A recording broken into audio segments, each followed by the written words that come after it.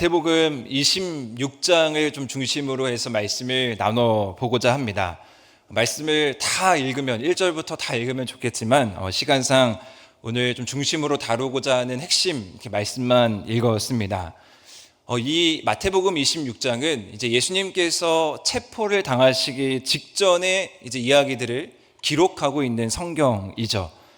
체포 직전의 상황들을 이제 마태복음 26장에 이제 1절부터 큼지막한 몇 가지의 사건들, 그리고 그 안에 몇 명의 주인공들이 이렇게 차례로 등장을 하는데, 이러한 흐름은 저희가 이제 공관복음이라고 하는 같은 관점에서 복음서를 기록한 마태, 마가, 누가가 다 동일하게 기록하고 있는 순서입니다. 먼저 제사장들과 장로들의 음모, 그러니까 예수를 체포하려고 하는 음모가 먼저 기록이 되고요. 그리고 그 다음에 베다니에서 향유를 바르는 한 여인의 이야기, 그리고 뒤이어서 유다의 배반 이야기, 그리고 예수님께서 제자들과 함께 펼치시는 최후의 만찬, 그 후에 그 상간에 베드로가 부인해야 된다라는 이야기가 그 순서대로 나와 있습니다. 물론 누가복음 말씀을 이제 확인해 보시면 이 베다니에서 향유를 바른 여인의 사건 이야기는 빠져 있습니다.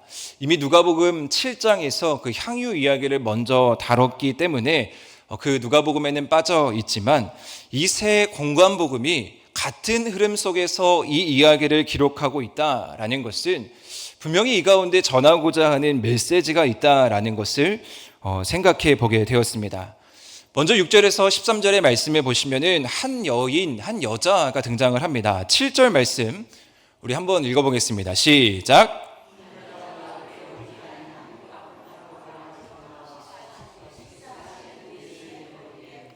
아멘. 저는 이렇게 성경을 읽다 보면은 이름이 등장하지 않는 사람들에 주목하는 것을 좋아합니다. 오늘 본문 말씀에도 보시면 이 여성의 이름이 등장하지 않고요, 그냥 한 여자라고만 되어 있습니다. 공관복음, 마태, 마가, 누가복음을 다 읽어보셔도, 평행 본문이라고 하죠, 이것과 동일한 본문을 보셔도 이 여성의 이름은 등장하지가 않습니다. 그리고 누가복음을 읽어보시면, 물론 누가복음은 아까 말씀드렸듯이 조금 앞에 이 이야기가 있다고 말씀을 드렸는데, 이 여인을 뭐라고까지 소개하냐면요, 죄를 지은 한 여자라고까지 소개를 합니다. 물론 사복음서와 그 공관복음과 조금 다른 관점에서 쓰여졌다라고 한 요한복음에서는 이 여자의 이름이 소개가 마리아라고 됩니다. 그런데 마태, 마가, 누가가 봤을 때 누가 이 일을 했느냐, 이 여성의 이름이 누구냐라는 것은 크게 관심이 아니었던 것 같습니다.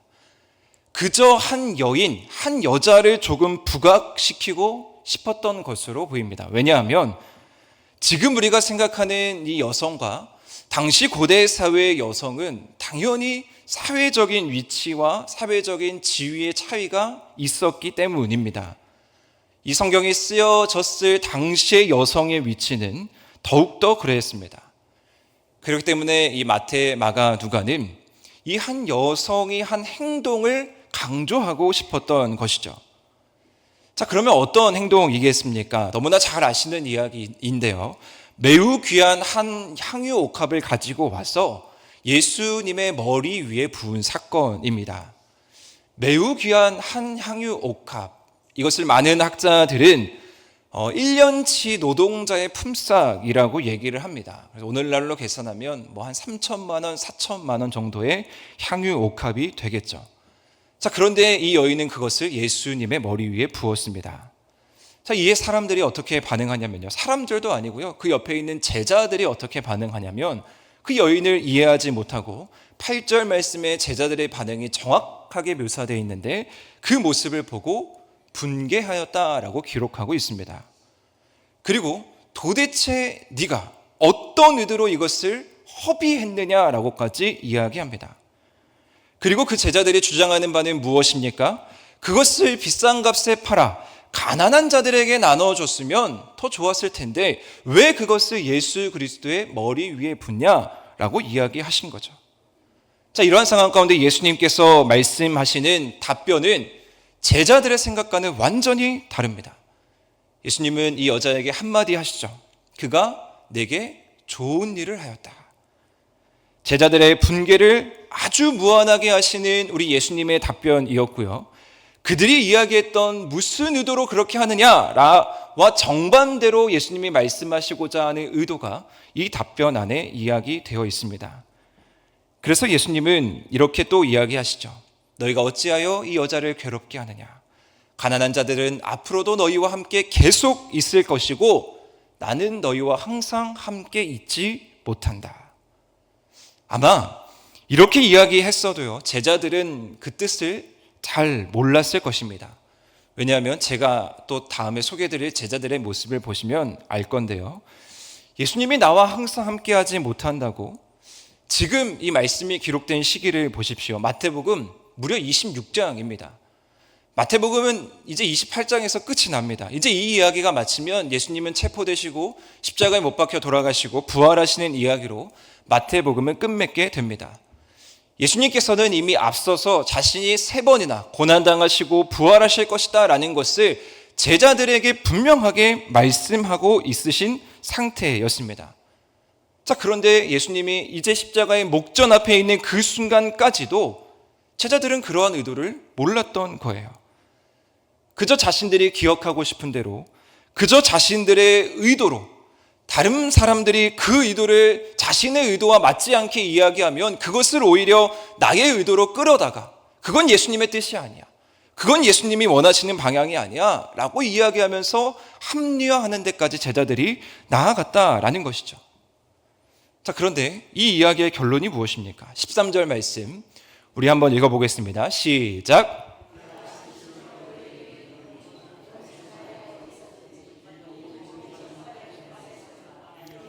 행한 일도 말하여 그를 기억하라 하시니라. 아멘. 예수님께서는 복음이 전파되는 곳은 어디든지 이 여인이 행한 일도 같이 말해라 라고 이 여인을 기억하고 있습니다. 최고의 칭찬이 아니겠습니까? 이름조차 거론되지 않았고 인정받았지 않았던 이 한 여인의 행동은 예수 그리스도의 머릿속에 강하게 자리 잡게 되었고, 또 예수 그리스도가 이 땅에 오심과 동시에 외쳤던 그 복음의 메시지의 중심이 되었다라는 것입니다. 오늘 우리가 복음을 전하는 데 있어서도 오늘 이따가 이제 수요 전도대가 전도를 나가실 텐데 오늘날에도 이 이야기는 유효하게 사람들에게 전할 수 있는 복음의 핵심 메시지가 된다라는 것입니다. 우리에게 지금도 이 한 여성은 지금도 우리에게 그렇게 기억이 되는 것입니다. 자, 두 번째 장면은 14절에서 25절의 말씀에 기록되어 있는 주인공인데요. 가룟 유다라는 예수 그리스도의 제자입니다. 가룟 유다는 어떠한 사람이었습니까? 은 30에 예수님을 팔아 넘겼던 사람입니다. 이 여인은 가장 값비싼 것을 예수님께 드렸는데 이 가룟 유다는 은 30은 어떤 금액에 다니냐면요, 당시에 노예들을 팔고 사는 데 있어서 은 30 정도로 그 일을 해결했던 것입니다. 가룟 유다가 예수님을 그렇게 취급하고 있다라는 것이죠. 15절 말씀 우리 한번 다 같이 읽어보겠습니다. 시작. 얼마나 주려느냐 하니 그들이 은 30을 달아 주거늘. 아멘 하기도 어려운 말씀이죠. 가룟 유다가 오늘 본문을 보십시오. 먼저 제안을 하는 꼴이에요. 내가 예수를 넘겨주리니, 가룟 유다, 내가 예수를 너희에게 넘겨주리니 너희가 나에게 얼마를 주겠느냐. 그리고 은 30, 당시 노예를 팔고 넘겼던 금액, 그거에 그저 만족하면서 예수 그리스도를 넘긴 겁니다. 앞서 1절에서부터 대제사장과 장로들이 어떻게 하면 우리가 예수를 죽일 수 있을까, 어떻게 하면 우리가 예수를 잡을 수 있을까 작당 모의를 하고 있었는데 예수님의 제자라는 사람이 떡 나타났어. 먼저 예수를 넘겨주겠다고 하니 그들의 입장에서는 또 반대로 얼마나 황당한 일이겠습니까? 자, 이 모든 사실을 물론 다 알고 계셨던 예수님께서는 이제 제자들에게 이렇게 말씀하시죠. 최후의 만찬이라고 알려진 마지막 예수님과 제자들의 식사의 자리에서 예수님은 너희 중에 한 사람이 나를 팔 것이다 라고 이야기하십니다. 자, 그러면서 예수님이 뭐라고 얘기하시냐면요, 24절 말씀에 보시면 인자를 파는 사람은 화가 있으리로다. 그 사람은 차라리 태어나지 아니하였더라면 제게 좋을 뻔하였나이다 라고 기록하고 있습니다. 자, 그런데 이 말을 들은 가룟 유다는 끝까지 뻔뻔합니다. 주님, 나는 아니지요. 주님, 나는 아니지요. 그렇지만 이 가룟 유다, 예수님께 어떻게 기억이 되고 있습니까? 차라리 태어나지 않았으면 좋겠다. 그리고 실제로 가룟 유다는 이후에 회개하지 않고 예수님을 팔아 넘기고 스스로 목매어 죽는다라고 이야기되고 있습니다. 비극적인, 누구보다 비극적인 죽음을 맞이하게 되고, 지금도 우리가 성경을 읽고 이렇게 말씀을 나누지만 지금도 가룟 유다는 그러한 사람으로 기억되고 있습니다. 자, 그리고 마지막 오늘 나누고자 하는 장면입니다. 31절에서 46절의 말씀입니다. 주인공은 베드로입니다. 또 우리가 잘 아시는 이야기인데, 예수님께서 베드로가 자신을 오늘 밤 닭이 울기 전에 3번 네가 나를 부인할 것이다 라고 이야기하십니다. 그때 또 베드로의 태도를 보십시오. 35절의 말씀입니다. 우리 함께 읽겠습니다. 시작. 주를 부인하지 않겠나이다 하고 모든 제자도 그와 같이 말하니라. 아멘. 베드로는 아마 그렇게 이러한 모습으로 예수님께 기억되고 싶었던 것 같습니다.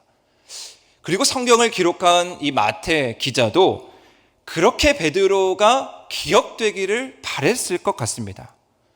베드로의 물론 이렇게 나서고자 하는 성격 때문도 있겠지만 예수님께서 베드로를 수제자로 여기셨고, 또 항상 중요한 사건마다 베드로와 동행하셨고, 베드로가 했던 말, 베드로의 행동 하나하나 세심하게 이 복음서 안에 기록되어 있는 것을 보면 적어도 복음서 안에서 이 베드로라는 제자는 예수님이 보시는 그 앞에서, 예수님이 가시는 그 십자가의 여정에서 조금은 아름답게 기억되기를 바랬던 것이 모든 주변인들의 반응이었을 것입니다.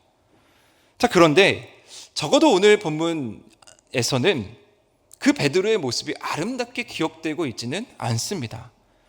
36절부터 그 이후에 어떤 말씀이 기록되어 있냐면요, 이제 예수님께서 십자가를 지기 전에 겟셋마네 동산에 올라가셔서 마지막으로 기도를 하시죠. 그리고 여기에도 베드로가 등장을 합니다. 예수님은 베드로를 콕 집어서 세베대의 2 아들과 함께 베드로를 데리고 그 겟셋마네 동산에 올라가십니다.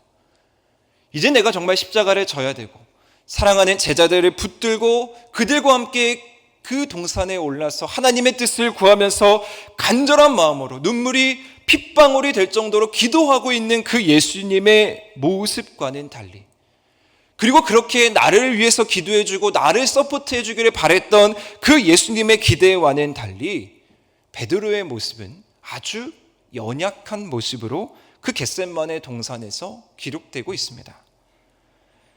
베드로는 당돌하고 강한 모습이었고 나서기를 좋아했고 항상 중요한 순간에 하나님께 손을 들고 얘기했던 사람인데, 이 겟셋마네 동산에서는 영적으로 육적으로 연약한 모습을 하고 있었습니다. 그리고 예수님의 말씀대로 이제 심지어 예수님을 3번이나 부인하는 사람으로 기억되었죠. 마태복음 26장에 나오는 3명의 사람들을 제가 말씀드렸습니다. 한 여성, 또 가룟 유다, 또 베드로입니다. 사실 이름도 기억되지 않은 이 한 여성을 제외하면 가룟 유다와 베드로는 예수님의 12제자 아니었습니까? 그리고 베드로는 수제자, 1등 제자였습니다. 예수님의 3년의 공생의 사역 기간 동안에 항상 붙어 있었던 사람, 항상 따라다녔던 사람, 함께 했던 사람입니다. 그런데 내가 십자가에서 죽고 내가 부활할 것이다, 이런 예수님의 말씀을 전할 때 제자들은 그것을 기억하지 않았습니다. 안타깝게도 그것은 그들의 관심이 아니었습니다. 설마 예수님이 그러실까? 예수님이 이러한 능력을 행하시는 분인데, 죽은 자도 살리시는 분인데, 예수님이 38년 된 병자도 고치시는 분인데 설마 예수님이 십자가에 돌아가실까? 그들이 기억하는 예수님의 모습은 그런 모습이었습니다. 예수님이 행하신 기적, 죽은 자를 살리시고 예루살렘의 왕이 되셔서 이 나라를 통치하실 그 왕된 모습을 꿈꾸면서 예수님을 따랐다라는 것이죠.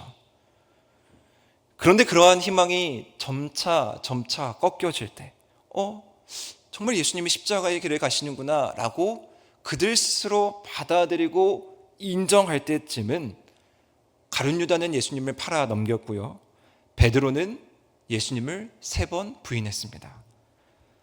더 이상 그들의 인생에 예수 그리스도가 도움이 안 된다라고 판단한 것이죠. 자, 그런데 이러한 사실을 기억한 한 여성이 있었습니다. 예수님의 머리에 향유를 부은 그 여성, 이름도 기록되지 않았던 이 여성은 예수 그리스도의 뜻을 분명하게 기억하고 있었습니다. 자, 그렇다면 이 여성이 기억한 하나님, 예수 그리스도의 뜻은 무엇이겠습니까? 오늘 마태복음 26장에 전개되고 있는 이야기들을 보십시오. 만약에 이 마태복음 26장이 드라마로 쓰여진다면 아주 어두운 밤에 긴박한 배경음을 가지고 아주 작당 모의를 하면서 혼란스러운 상황이 순간순간 펼쳐지고 있을 거예요. 대제사장과 장로들이 등장하면서 서로 모의를 나누면서 어떻게 하면 예수를 잡을까? 그러던 상황에 한 여인이 등장하고, 그러던 상황에 가룟 유다가 예수를 팔아넘기고 만찬의 자리가 등장하고 베드로가 3번 부인하고 아주 클라이막스의 장면이 기록될 것입니다. 자, 이런 혼란스러운 상황에서 예수님께서 아주 차분하게 제자들을 불러 모으고 분명하게 전달하는 메시지가 있습니다. 자, 그 말씀이 바로 오늘 본문의 말씀입니다. 우리 다시 한번 다 같이 읽어보겠습니다. 시작. 그들이 먹을 때에 예수께서 떡을 가지사 축복하시고 떼어 제자들에게 주시며 이르시되 받아서 먹으라, 이것은 내 몸이니라 하시고, 또 잔을 가지사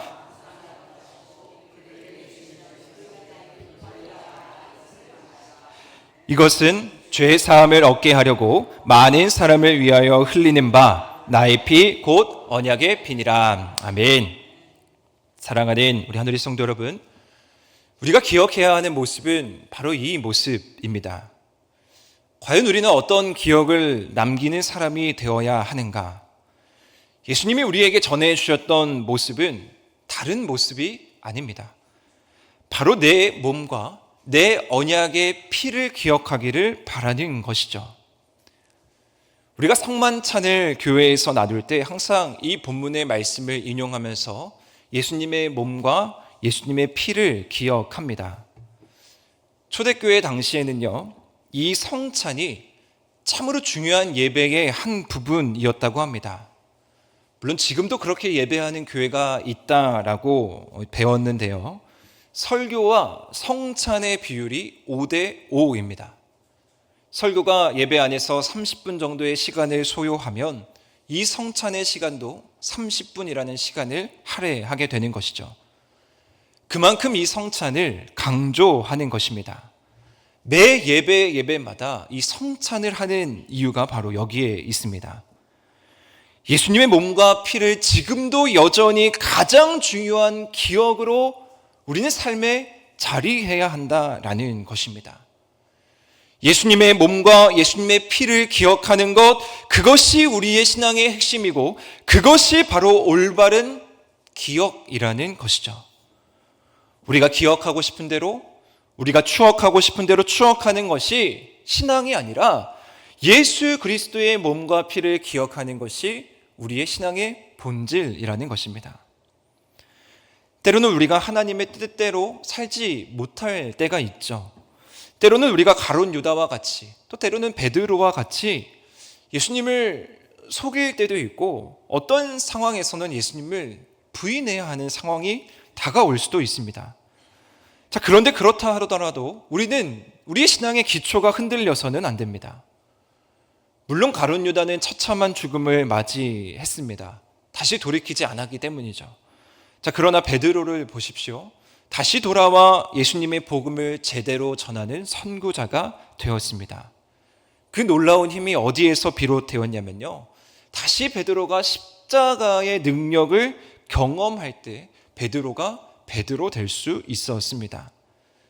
이미 한 여성이 깨달았던 그 십자가의 부활의 능력, 이제 부활하시고 다시 찾아오신 그 예수 그리스도를 만남으로 말미암아 베드로는 깨닫고 목숨을 걸고 복음을 전할 수 있었던 것이죠.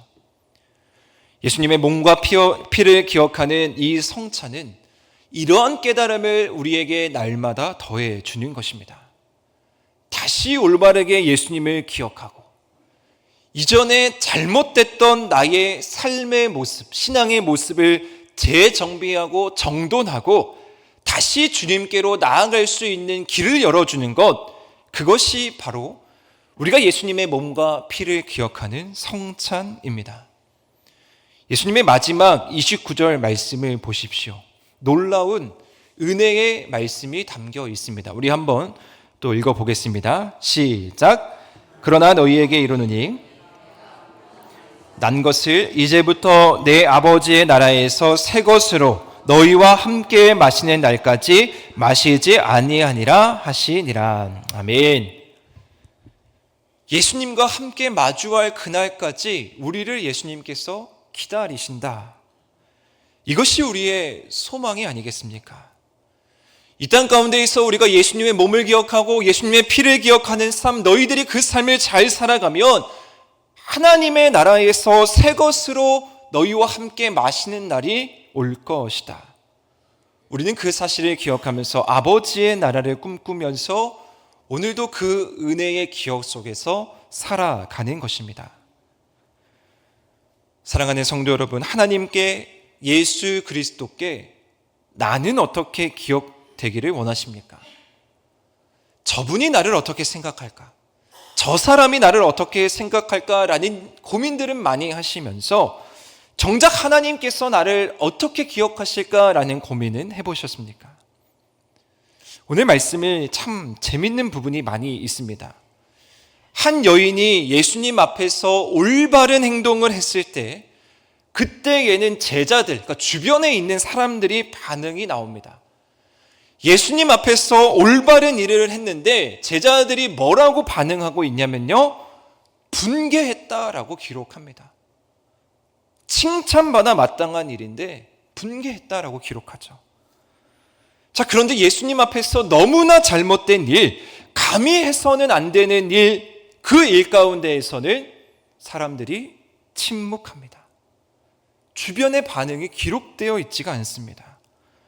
가룟 유다의 당돌한 답변 속에서도 마치 그것을 인정하는 것 같이 제자들은 침묵하고 있고요. 베드로의 당돌한 답변 속에서도 나도 그 의견에 동조합니다 라고 하면서 제자들은 한 목소리를 내고 있습니다. 그렇습니다. 하나님 앞에서, 예수 그리스도 앞에서 의롭다함을 여기는 사람들은 비난받을 수밖에 없습니다. 세상에서 우리를 손가락질할 수밖에 없고 우리의 모습을 보고 분개할 수밖에 없습니다.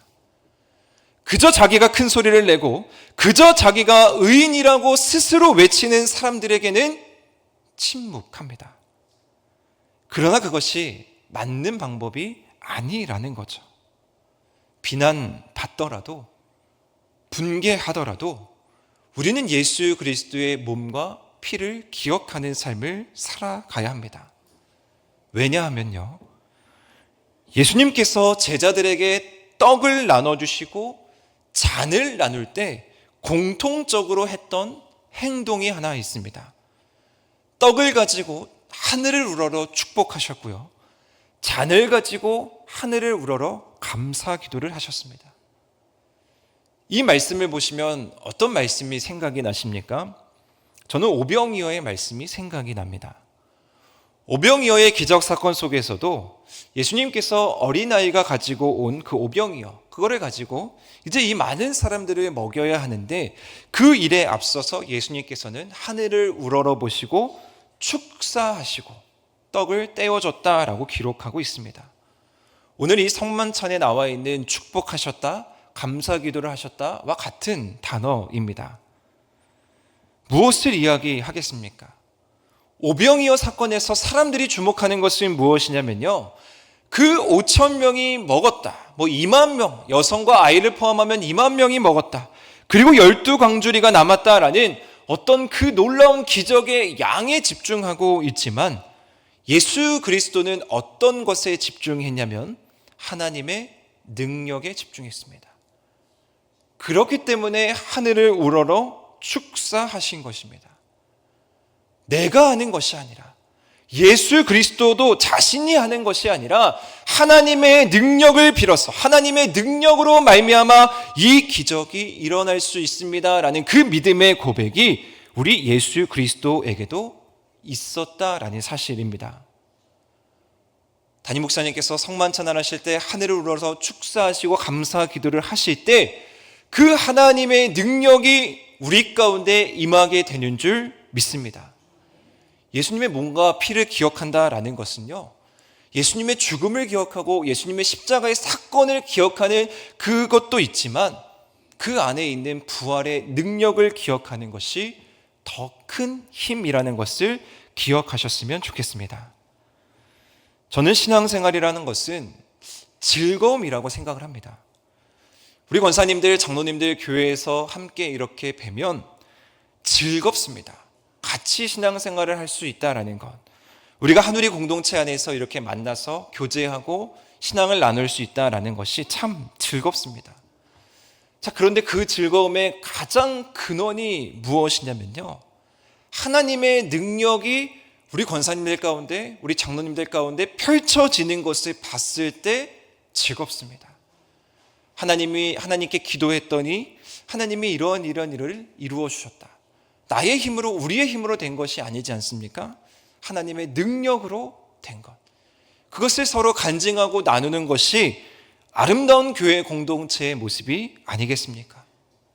오늘 말씀이 주는 교훈은 끝까지입니다. 끝까지. 한 여성은 마태복음 안에 처음부터 그 행보가 기록되어 있지 않았지만 마지막 순간에 아름답게 기억되었습니다. 결국 우리가 끝까지 믿음을 지키면서 마지막 그 순간에 과연 어떻게 기억되는가, 특별히 예수 그리스도 앞에서 나는 어떠한 모습으로 기억되는가, 그것이 우리에게 남겨진 정말 중요한 숙제라고 생각합니다. 제가 질문을 드려보겠습니다. 어떤 기억으로 우리 한우리교회에 기억되기를 원하십니까? 어떠한 기억으로 사랑하는 우리의 자녀들에게 기억되기를 원하십니까? 우리가 스스로 성경에 기록되고 있는 큰 인물은 아닐 수 있다라고 생각하실 수 있습니다. 제가 그렇게 생각하고 있기 때문입니다. 그러나 우리는 우리 한우리 교회 안에서 우리 자녀들에게는 분명히 큰 인물로 기억이 됩니다. 세상 모든 사람들에게 우리가 뉴스와 매스컴을 타서 유명한 사람으로 기억되지는 못할지라도 적어도 우리 교회 안에서, 우리 가정 안에서는 기억이 된다라는 거예요. 자, 그러면 지금부터 우리는 자녀들에게 어떤 믿음의 부모로 기억되기를 바라는지 고민해야 됩니다.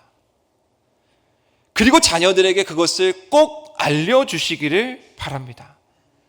자녀들의 마음 가운데 그것을 곱씹으면서 사랑하는 부모님의 믿음을 기억할 수 있게 하는 것. 자녀들이 생각했을 때 우리 어머니는 기도하는 어머니야. 우리 아버지의 성경책은 우리 삶의 가보야. 이렇게 이야기한다면 그것이 우리의 자랑이 아니겠습니까? 우리 권사님들께서도 성경 필사를 많이 하신 줄로 알고 있습니다. 저희 어머니께서도 성경 필사를 하셔서 몇 년에 걸쳐서 하신 것 같습니다. 하셔서 이만한 성경 한 권을 만드셨습니다. 그리고 그 성경을 누구에게 주었겠습니까? 아들에게 줬습니다. 그런데 안타깝게도 저는 둘째 아들입니다. 그래서 큰 아들, 저희 형님이 그 성경책을 받았습니다. 믿음의 유산이라고 해서 어머니의 이름을 딱 새겨서 그 성경책을 받았습니다. 저는 둘째라 아직 받지 못했습니다. 그런데 저희 어머니께서 힘드셔서 필사를 하는 모습을 요즘에는 뵈질 못했습니다. 그런데 그래도 우리 자녀들이 기억하는 것이 무엇입니까? 우리 부모님께서 그런 믿음의 유산을 전해주고자 하는구나. 그것이 아름다운 기억 아니겠습니까? 하늘의교회 안에서 우리 권사님들을 떠올릴 때, 하늘의교회 안에서 우리 장로님들을 떠올릴 때 우리의 후손들이, 우리의 자녀들이 입맞추어서 존경하고 눈물 짓는다면 그것이 우리의 아름다운 기억 아니겠습니까? 부디 이 빌기는 오늘 수요예배 자리 가운데 나오신 우리 한 분 한 분 모두가 이 여인이 복음이 전파되는 곳마다 이 여인이 행한 일을 기억하라 라는 이 말씀의 축복이, 이 말씀의 능력이 우리 모두에게 고스란히 임하기를 축복합니다. 마지막 하나님의 나라를 위해서 달려가는 그 걸음마다 예수 그리스도의 피와 예수 그리스도의 몸을 기억하면서 하나님의 능력으로 내가 살았다, 하나님의 능력만이 내가 기억되기를 소망한다라는 이 믿음의 고백만이 우리 삶 가운데 흘러 넘치기를 축복합니다. 그래서 오늘 본문의 마지막 29절에 읽었던 말씀처럼 아버지의 나라에서 함께 예수 그리스도와 마시는 그 날을 기억하면서 오늘로 믿음으로 달려나아가시는 우리 모두가 되시기를 주님의 이름으로 간절히 축원드립니다.